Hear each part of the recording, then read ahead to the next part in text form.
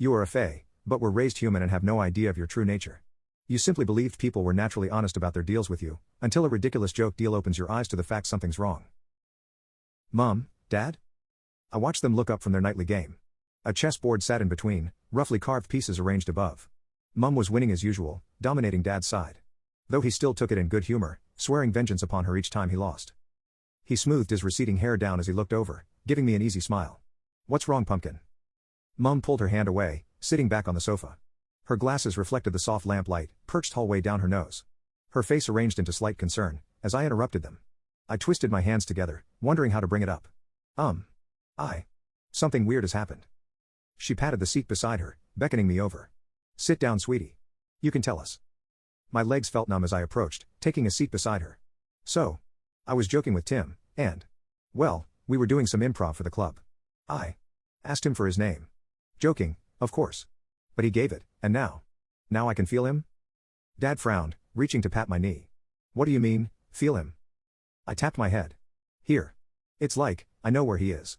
But, I'm worried. We finished that improv, but he didn't? I don't know. He's just been fawning over me. I asked him to get me a drink, and he didn't hesitate. I don't know, it's weird. Mum gently took off her glasses, setting them down. I noticed her and Dad share a glance, and he got up. Oh honey. Hold on. I watched him leave, looking over at Mum. She had gone pale, her fingers shaking. Yet she managed to give me a smile, placing her arm around my shoulder.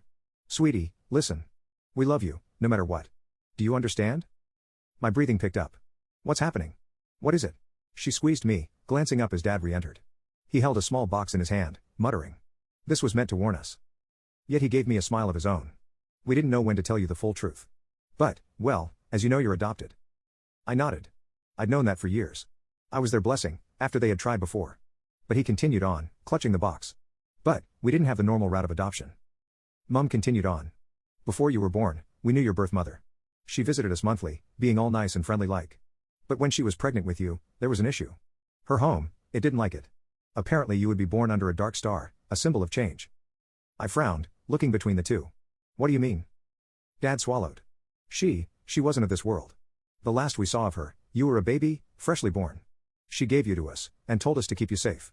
To not tell you the truth, until you were ready, or your heritage shine through. He opened the box. Nestled on black foam was a small bird skull, strung on a chain of slivery metal. He held it out to me. Here. Take it. I touched the skull shakily, feeling its rough surface. The sockets flashed, filling in a yellow glow. Dad let out a shaky breath, fumbling to sit himself. Oh. You had to touch it to see. I turned to face Mum as she caught my free hand. Sweetie, there's no easy way to say this, but you aren't human. Your birth mother, she said she was fae, and you would be too. I blinked. Like elves and fairies? She nodded. Yes. I felt myself shaking, my voice growing higher. Why didn't you tell me? Dad touched my shoulder. Knowing you, nature would draw in those hunting for you. She told us her people would despise your existence, and seek to end it. We didn't want to tell you, before you were in a position to know. A grown position. I clutched the skull, my vision darkening. A whisper forced its way out, a question needing to be asked. What do I do now?